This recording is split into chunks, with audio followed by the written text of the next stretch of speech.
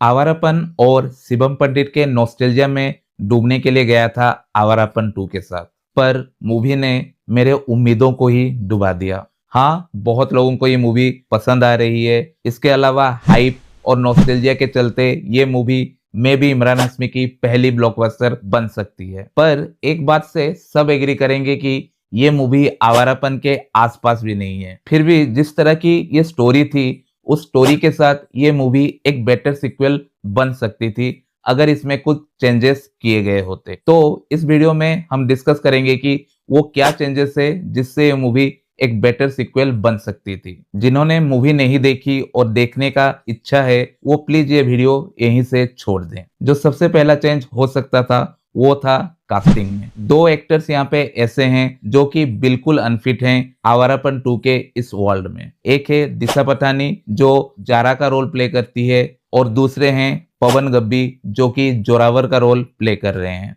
देखो, दिशा पटानी के साथ प्रॉब्लम यह है कि जारा के रोल में दो चीज बहुत ज्यादा इंपॉर्टेंट थी। उसके इमोशन बहुत ही स्ट्रॉन्ग तरीके से स्क्रीन पे आने चाहिए थे और जारा के रिलेटेड जो ट्विस्ट आता है इंटरवल में कि वो दूसरे गैंग के साथ मिली हुई है, वहां पे एक शॉकिंग और पावरफुल लुक चाहिए था। और दोनों ही पार्ट्स में दिशा पटानी बिल्कुल फिट नहीं होती, चाहे वो इमोशन हो या फिर उस ट्विस्ट में हो। ऐसी परफॉर्मेंस ओरिएंटेड मूवीज में जहां पे स्टोरी से ज्यादा परफॉर्मेंस मायने रखती है, वहां पे दिशा पटानी जैसे एक्टर्स की जरूरत नहीं थी। कोई और बेटर एक्टर होता तो शायद ये बेहतर हो सकता था। वहीं दूसरी तरफ पवन गब्बी का जो रोल है जोरावर, वो बहुत ही मैनियक टाइप का रोल है जो बहुत ही रैंडम डिसीजन लेता है, किसी को भी मार देता है, ऐसा वो कैरेक्टर है। पवन गब्बी ने काम तो अच्छा किया लेकिन इतना ज्यादा डीप नहीं जा सके वो उस कैरेक्टर में। वो मैनियक वाले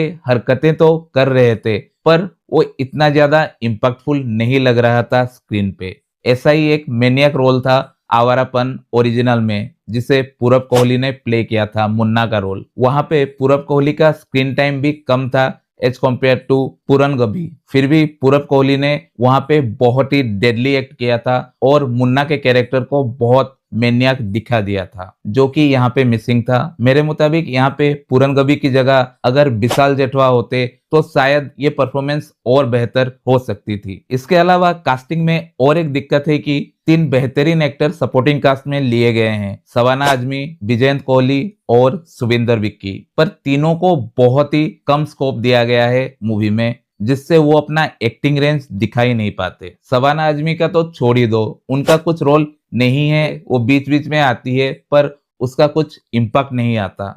हाँ, स्टार्टिंग में उनके गन चलाने का एक विजुअल दिखा दिया था पर उसका इम्पैक्ट आ ही नहीं पाता। अगर इन 3 सपोर्टिंग कास्ट को थोड़ा ज्यादा डेप्थ देते और अच्छी तरह से एक्सप्लोर करते तो मूवी और बेहतर बन सकती थी। यहाँ पे कुछ लोग बोलेंगे कि इतने में तो 2 घंटे 20 मिनट हो गया था, उनका रोल और एक्सपांड करते तो मूवी और लंबी हो जाती। भाई साहब, जो नॉस्टैल्जिया एलिमेंट्स इन्होंने ठूस ठूस के डाला है उसे काट के इन तीनों के सीन्स बढ़ा सकते थे और उसका इम्पैक्ट ज्यादा आता जरूर। और एक चेंज जो इस मूवी में हो सकती थी वो थी बेटर म्यूजिक। भाई, कोई कितना भी बोल दे कि ये एल्बम भी बहुत बढ़िया है, इसके गाने भी बहुत बढ़िया है, लेकिन सच है कि ये एल्बम आवारापन के एल्बम के आसपास भी नहीं है। वो तो सही है कि तेरा मेरा रिश्ता थोड़ा बहुत कनेक्ट होता है, वो अच्छा लगता है साज भट्ट की आवाज में भी, पर बाकी जितने गाने हैं वो बहुत ही ऑर्डिनरी फील होते हैं। इनफैक्ट टॉफी राव भी मुझे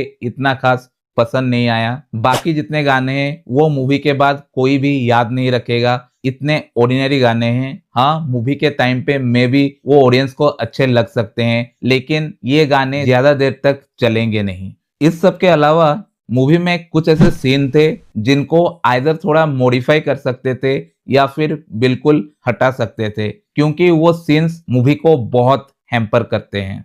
सबसे पहले जब इंटरपोल ऑफिसर शिवम को मिलता है और बताता है कि छोटी आलिया किडनैप हो चुकी है चाइल्ड ट्रैफिकिंग में और उसे हेल्प चाहिए शिवम पंडित का ताकि वो बैंकॉक में जो गैंग्स है उनका सफाया कर सके।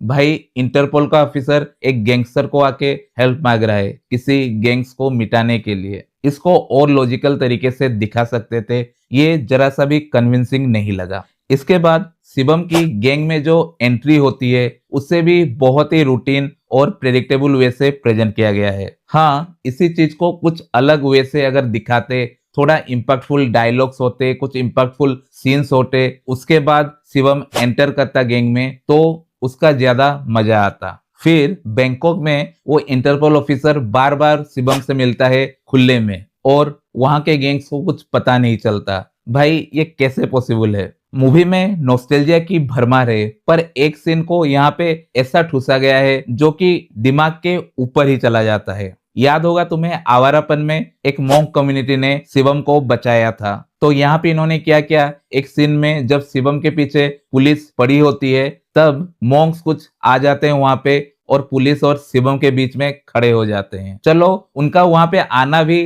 ठीक था, पर उसके बाद जैसे वो मॉन्क्स शिवम को बचाते हैं, उसे मॉन्क के कपड़े पहना देते हैं, वो बहुत ही बकवास लगता है। इसे किया गया है नॉस्टैल्जिया क्रिएट करने के लिए, पर उसके पीछे कुछ तो रीजनिंग हो। और सबसे ज्यादा दिक्कत मुझे जिस सीन से हुई वो था मूवी के लास्ट में, जो कि दिखाता है कि अब इमरान हाशमी शबाना आजमी के गैंग के लिए काम करेगा। ये सीन इतना ज्यादा बेकार लगा कि पूछो मत, इसकी जरूरत ही क्या थी। इससे बेहतर होता अगर लास्ट में शिवम छोटी आलिया को बचा के खुद मर जाता, तो शिवम के कैरेक्टर को भी एक क्लोजर मिलता और आवारापन के इस सोकॉल फ्रेंचाइज को भी। इसके अलावा जो चेंज सबसे बड़ा चाहिए था इस मूवी को और बेहतर बनाने के लिए, वो था मोहित सूरी का डायरेक्शन। जी हाँ, मोहित सूरी अगर थे तो ये मूवी और बेहतर बन सकती थी। वो जो मैजिक क्रिएट करते हैं अपने कैरेक्टर के साथ, उनके इमोशंस के साथ और स्पेशली म्यूजिक के साथ, वो चीज मिसिंग था आवारापन 2 में। और अगर ये सब चेंजेस हुए होते तो मे भी हमें एक बेटर आवारापन का सीक्वल देखने को मिल सकता था। तो ये था मेरा ओपिनियन इस टॉपिक पे। तुम्हें इसके बारे में क्या कहना है कमेंट सेक्शन में जरूर बताना। मिलते हैं अगली वीडियो में, तब तक के लिए take care, good bye and enjoy movies.